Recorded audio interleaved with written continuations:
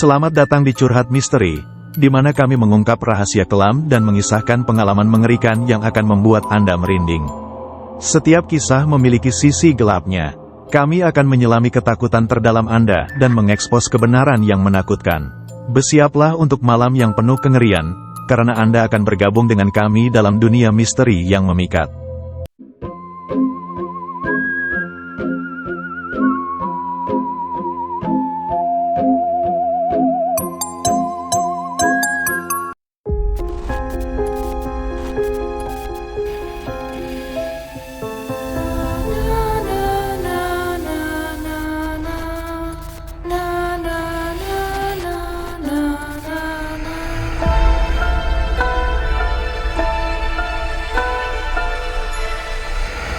Namaku Hanif, aku tinggal seorang diri di sebuah apartemen di Segitiga Emas Jakarta, atau orang bilang jantung kota Jakarta. Aku sendiri seorang pekerja kantoran yang bekerja di salah satu perusahaan asuransi yang memang bermarkas di ibu kota. Sudah beberapa bulan ini aku hidup sendiri semenjak perceraianku dengan istriku, karena kami belum mempunyai anak, jadi aku bisa langsung terlepas dari ikatan hubungan ini. Kami jadi tak pernah bertemu lagi dan bahkan tak saling kenal lagi. Sementara di apartemen, aku dibantu seorang asisten rumah tangga. Namanya Bu Umi, dia asli warga sekitaran apartemenku.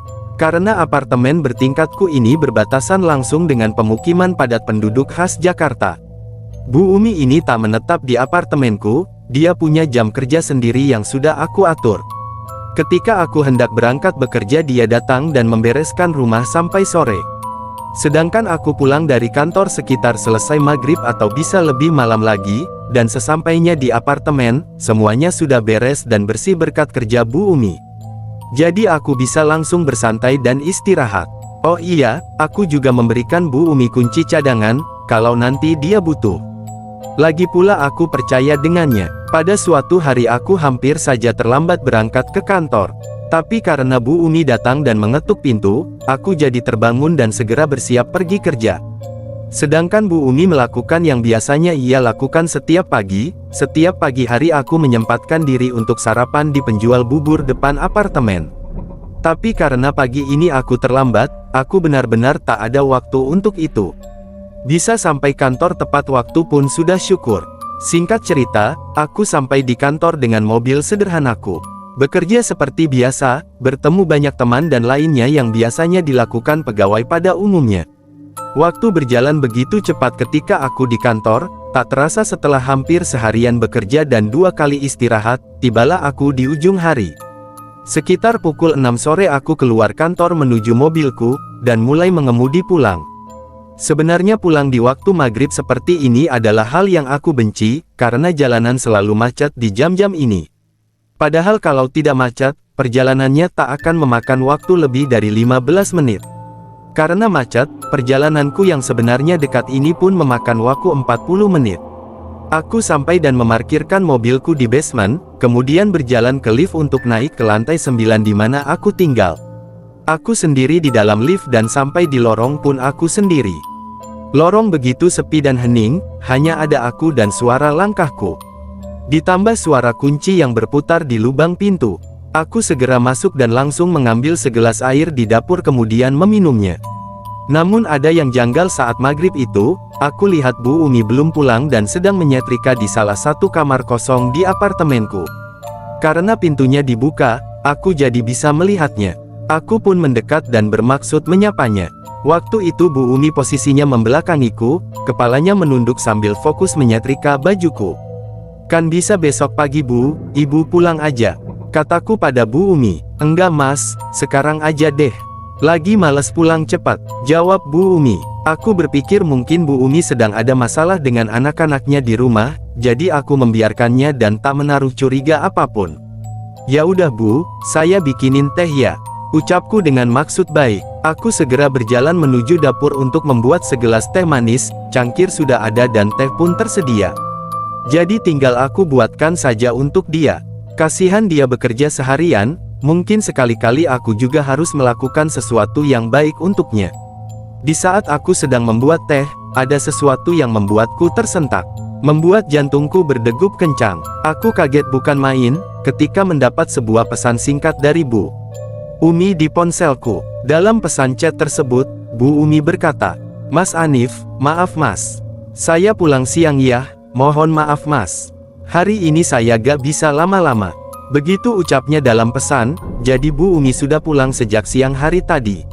Lalu siapa yang sedang menyetrika di kamar kosong itu? Astaga, aku segera menghubungi Bu Umi. Langsung aku berjalan ke balkon dan menelponnya saat itu juga. Untungnya, responnya cepat. Bu Umi langsung menjawab teleponnya. "Bu, kenapa Bu?" tanyaku dengan nada ketakutan. "Mas maaf, saya pulang lebih awal tadi. Nanti deh, besok saya ceritain. Ada yang gak beres di apartemen mas." Ucapnya dengan nada yang sama takutnya denganku. Aku pun langsung menutup telepon itu karena tak ada yang perlu aku ketahui lagi, semua sudah jelas. Orang yang sedang menyetrika itu bukan Bu Umi.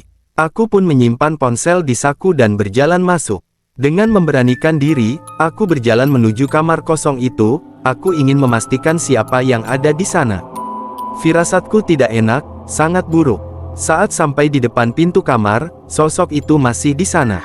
Persis menyerupai Bu Umi dari belakang, aku juga lupa belum melihat wajahnya.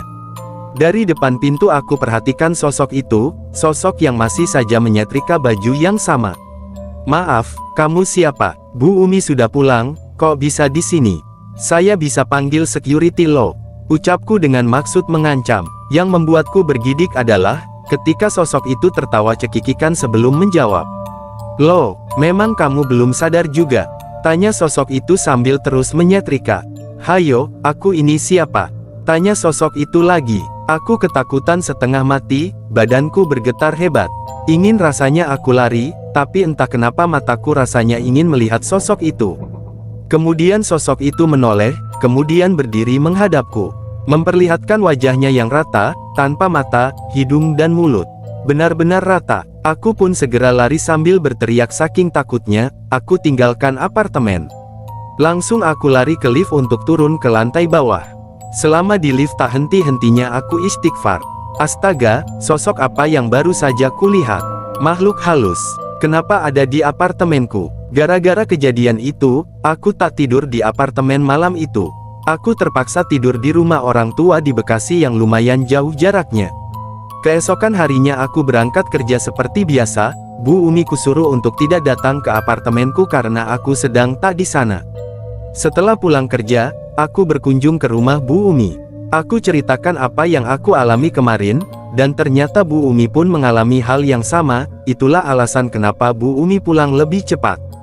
Bu Umi bilang kalau makhluk itu menyerupai aku, namun setelah menoleh, wajahnya rata. Setelah aku dan keluargaku menggelar pengajian kecil di apartemen, barulah aku berani lagi menempati apartemen itu. Terima kasih telah mendengarkan Curhat Misteri. Ingat, bahkan dalam kegelapan yang paling menakutkan, selalu ada secercah harapan. Sampai kita bertemu lagi, tetaplah waspada terhadap misteri yang mengintai di sekitar Anda. Selamat tinggal, dan berhati-hatilah terhadap bayang-bayang.